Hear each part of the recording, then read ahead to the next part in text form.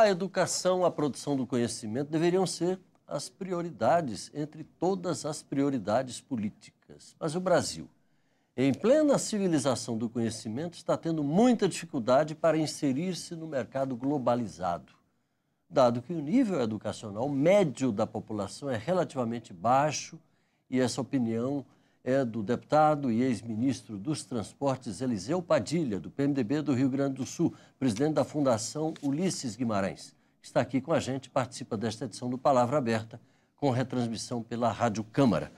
Deputado, o senhor que é um homem da infraestrutura, vem de lá, de repente está voltado para as causas da educação, por quê? Bem, inicialmente eu quero agradecer a oportunidade de conversar com o Brasil, aqui através do Palavra Aberta e sob a tua batuta, a tua condução. Obrigado. Para mim já é um privilégio, portanto, quero agradecer a ti e aos nossos telespectadores, que são a razão da existência do programa. Mas por que eu passei já uns 3 anos a cuidar de temas educacionais?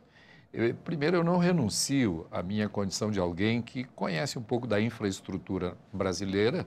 Eu tive, nos 2 mandatos do presidente Fernando Henrique, eu tive a responsabilidade de ser o ministro dos Transportes, na época em que metrôs todos estavam lá, todos os portos estavam lá. A gente vivia um ministério muito grande, muito poderoso e, por via de consequência, com muita influência dentro da infraestrutura nacional. Mas desde aquela época o senhor já sentia essa carência? Se a infraestrutura física é importante, mas qual é a razão da vida em sociedade? É as pessoas, é promover a felicidade das pessoas. Se nós lembrar, lá vamos voltar 2.400 anos atrás e vamos ao Aristóteles, quando ele conceitua a política. A política é a ciência de fazer as pessoas que vivem em sociedade felizes, é promover a felicidade daqueles que vivem em sociedade. E agora volto eu, por que não mais tanta dedicação à infraestrutura e passei a cuidar de conhecimento, de educação. Se a infraestrutura física é importante para a vida em sociedade, os negócios não andam se não tem o transporte, a comunicação, a energia, menos eles andam se a infraestrutura humana, se as pessoas não correspondem às exigências daquele momento. E neste caso, eu senti que nós, Brasil, estávamos e estamos precisando uma adequação, uma atualização no que diz respeito ao conhecimento médio da população. Daí porque passei a ser um estimulador do processo educacional, que é a matriz, ou então é a fonte do conhecimento. Não se restringe só à educação formal, o conhecimento é um pouco mais amplo, mas é a partir da educação formal que a gente vai ao conhecimento. Deputado Eliseu Padilha, desde que eu me entendo por gente, que ouço falar da educação como prioridade, etc. Se sai governo, entra governo, a gente ouve isso. Na sua opinião, o que precisa ser feito para se sair do discurso e se ir definitivamente para a prática nessa área? Se nós tomarmos essa eleição que houve agora, a eleição municipal, todos os candidatos a vereador, vice-prefeito, prefeito disseram no palanque que educação estava em primeiro lugar. Daqui mais 2 anos, ou há 2 anos atrás, houve uma eleição geral. Deputado estadual, vice-governador, governador, senador, vice-presidente e presidente. Na palavra de todos, educação é prioridade. Ocorre que, eu acho que há esse sentimento que eu tenho de que a educação tem que ser prioridade, ele é generalizado. Só que as pessoas pensam que deve transferir isso ao Estado, que o Estado é que tem que tomar esta decisão. E não é esta a verdade. No Brasil, a Constituição Federal de 88 descentralizou o processo educacional e trouxe para a democracia participativa. Hoje, o Conselho Municipal de Educação define a educação do município e ele é formado não pelos detentores de mandato, o Conselho Estadual e o Conselho Nacional. E mais, a cidadania, diante da globalização, nós estamos vivendo de 1985 para cá um processo de globalização da economia. e globalização da informação. Então, nós, brasileiros, temos que ser competitivos com todos os outros países do mundo se quisermos vender. Isso é lá na casa da tia Joana que vende cuca. Se ela não tiver uma cuca que seja melhor, do ponto de vista da qualidade, ela não vai vender a cuca dela. Assim é o produto do brasileiro. Os produtos manufaturados no Brasil, nós estamos em descendência profunda. A Fiesp já fala em desindustrialização no Brasil. Por quê? E as pessoas não associam, jamais associam a falta de formação. Um problema desse com a falta de conhecimento. Então, uma questão agora, de educação. Agora nós dois na podemos... base de tudo. Vamos conjuntamente responder a tua pergunta. Então, por que o poder público não prioriza a educação efetivamente? Esta priorização, ela não passa só pela remuneração. Ela é, sim, nos países desenvolvidos, onde a educação é muito boa. Coreia, Finlândia, vou tomar esses 2 países. Lá, a função de professor é das funções públicas das mais bem remuneradas. Então, pense assim no vencimento do ministro do Supremo Tribunal Federal, no campo judiciário, o ministro de Estado no Executivo e um parlamentar aqui no Legislativo. Este é o patamar do professor nesses países desenvolvidos, que aqui no Brasil, o professor, infelizmente, ele só fica professor quando ele não tem alternativa de ter algo em que ele possa dar um conforto maior para a sua família. O professor é um idealista. Ele vive em razão deste ideal, ele sabe disso que nós estamos falando. E eles são, em que pese, viver com salários que são... chegam a ser vergonhosos, eles continuam sendo felizes e idealistas.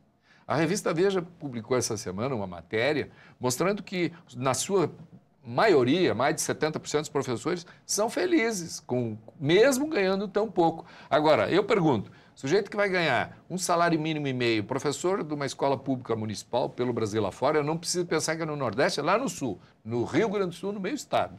Ele ganha um salário mínimo e meio. Eu pergunto, se ele tem uma boa formação, ele pode ser um gerente de uma loja, um bom vendedor numa loja, em que ele vai ganhar de 5 a 10 vezes mais. E eu pergunto, é justo que se exija dele? Vamos exigir dele o sacrifício de ficar só pelo ideal? O ideal dele, na hora dele pagar uma prestação do carro, o ideal não paga. Na conta do supermercado, o ideal não paga. Agora, deputado... A escola para o filho, o ideal não paga. Deputado Eliseu Padilha, o que esta casa legislativa, a Câmara dos Deputados, onde estamos, pode fazer efetivamente nesse sentido? Veja, eu penso que nós temos que valorizar a educação como um todo. Começa com a valorização do professor. O professor é a matéria-prima para se fazer educação, para se fazer conhecimento. Agora mesmo, foi decidido aqui, na nossa nova lei a lei que vincula os recursos na educação, Plano Nacional de Educação, PNE, nós definimos que, como nós estávamos gastando 5%, nós vamos gastar 10% em 10 anos a contar de agora. Nós vamos chegar em 10%. Eu acho que isso é bom, vai dobrar o investimento, mas não se pode continuar com a mesma sistemática. Então, onde eu tinha 4 professores, eu vou botar 8 professores ganhando 700. Não, nós temos que criar um programa, um processo de meritocracia. Nós temos que, quem ensina de verdade tem que ganhar mesmo. E quem não ensina, nós temos que trocar por quem quer ensinar, mas pagar bem. Então, só o dinheiro não vai resolver também. Nós temos que botar mais dinheiro, sim, valorizar o professor, mas também valorizar a atividade, valorizar aquele que produz, em relação àquele que circunstancialmente não produz. Nós não podemos continuar fazendo mais do mesmo, entende? Não significa, então nós vamos dobrar o dinheiro, vamos dobrar o número de professores. Bobagem, vai continuar tudo igual, não vai mudar nada. Nós temos aqui partir para o que fez o Chile, por exemplo. O Chile começou na década de 70 com um Plano Nacional de Desenvolvimento vinculado, amarrado, linkado num Plano Nacional de Educação. Então, lá no Chile, eles formam as pessoas para a atividade que é própria do Estado chileno e ali eles são competitivos. Olhe só, das economias mais competitivas do mundo nesse momento, se encontra o Chile. Aqui na América do Sul, apenas o Chile. Apenas o Chile. Por quê? Por um Plano Nacional de Educação que está com 40 anos de implantação. Apenas para nós registrar aqui, média da população com nível superior, o Chile tem praticamente 4 vezes, tem 3 vezes e meio que é o brasileiro.